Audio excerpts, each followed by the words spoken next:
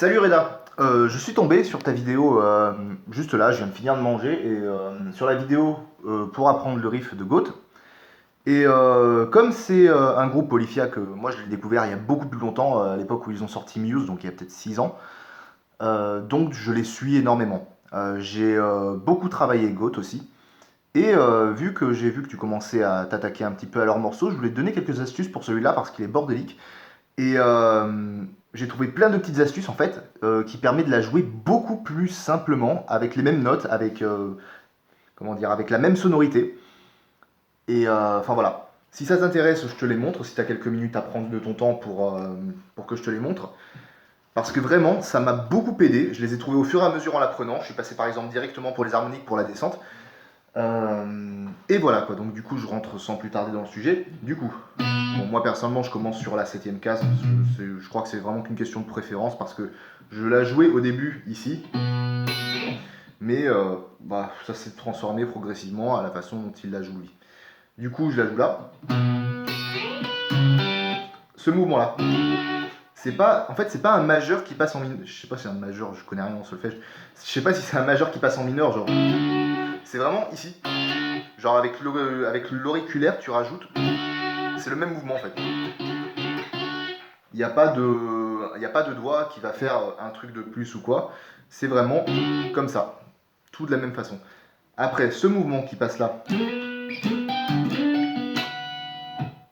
La façon dont tu as de le jouer, en fait, c'est celle de Scott. C'est-à-dire qu'il ne met pas l'octave avec l'auriculaire. Donc tu mets juste l'index. Tu mets juste l'index pour passer les notes, quoi.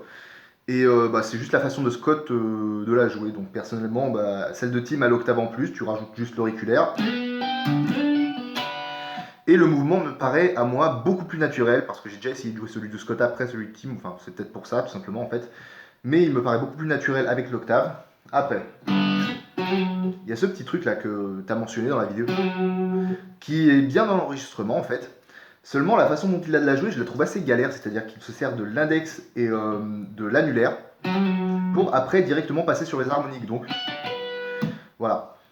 Personnellement, ce que je fais, je la fais au majeur et à l'auriculaire. Donc ça permet déjà d'avoir un mouvement qui passe directement l'index sur les harmoniques et du coup qui est beaucoup moins galère. Enfin, ça me permet donc de le faire de façon assez fluide, quoi. Après,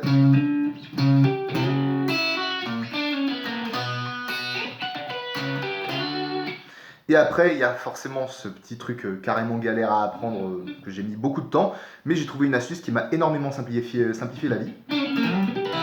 Oh. En fait, ce que je fais, plutôt que de faire cet écart monstrueux qu'il fait lui-même avec 4 cases au niveau de l'index, pour passer sur cet accord, en fait, je fais la descente harmonique à l'auriculaire. Je trouve ça beaucoup plus facile, en fait, parce qu'on est déjà positionné dessus.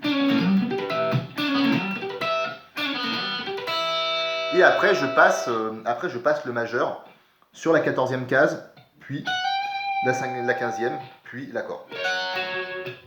Alors forcément que ça fait un petit challenge d'un autre côté, parce qu'il faut passer de l'harmonique à passer le majeur sur la 14e et l'annulaire sur le 15e.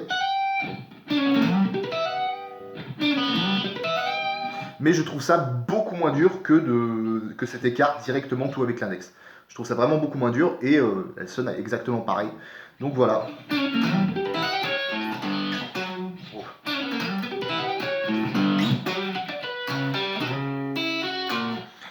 Voilà. Du coup, j'espère que cette vidéo t'aura aidé. Si tu as pris le temps de la regarder, c'est très gentil à toi, merci. J'espère t'avoir fait progresser, t'avoir aidé à progresser en tout cas pour ce morceau. Et je continuerai de suivre ton travail parce que de toute façon, tout ce qui parle de guitare en général, j'adore ça. Donc voilà, passe une bonne soirée, pour moi c'est le soir. Passe une bonne soirée et à la prochaine.